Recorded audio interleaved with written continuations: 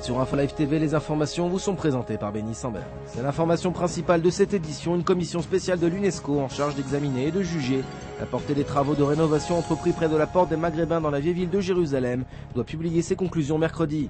Le rapport établirait qu'aucun dommage n'a été causé ni ne menace les fondations du mont du Temple et félicite Israël pour la transparence du projet.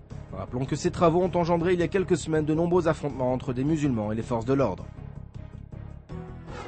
Les fonds transférés à l'autorité palestinienne par l'État hébreu seraient parvenus au Hamas.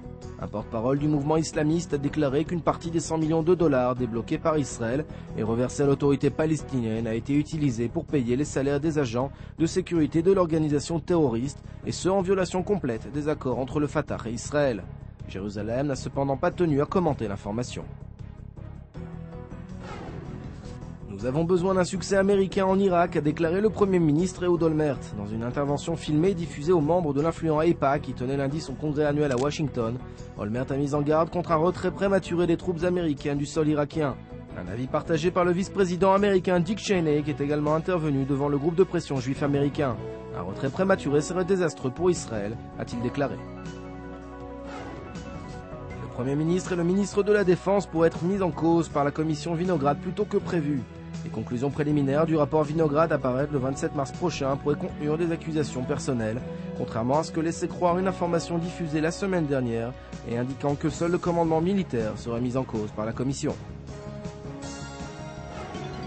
Le vice-premier ministre en visite au Japon a apporté son soutien à de nouvelles sanctions à l'égard de la République islamique d'Iran autour de son programme de développement nucléaire.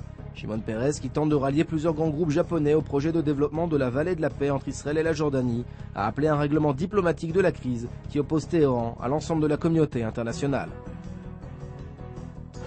Votre programme de la journée sur Info Live TV, c'est un document émouvant qui relate l'histoire tragique de la famille Stuckelman. C'est également un sujet sur des Israéliens issus de la minorité druze du pays qui épousent d'autres druzes mais syriens. Enfin, retrouvez un point complet sur la campagne d'Ehud Barak en route pour la présidence travailliste.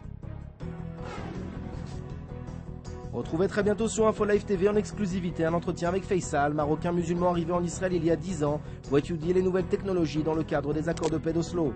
Son histoire extraordinaire vient d'être éditée en France avec une préface de Shimon Peres. Un reportage à ne pas manquer.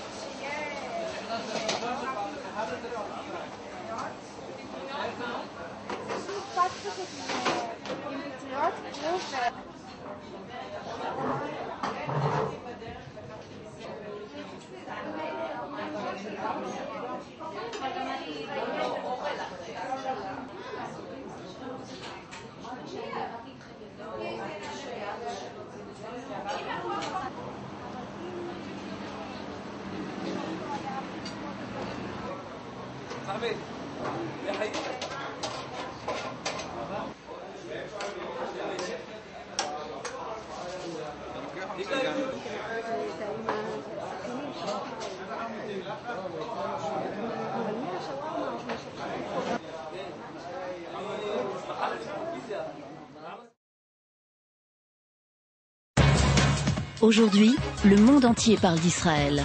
Mais qui parle d'Israël au monde entier, en temps réel, en 4 langues et en direct de Jérusalem? Infolive.tv, la première chaîne de télévision internationale israélienne.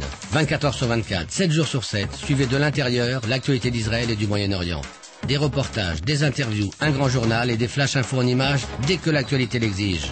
Infolive.tv, votre regard direct et vrai sur l'actualité d'Israël. Retrouvez Infolive sur internet www.infolive.tv.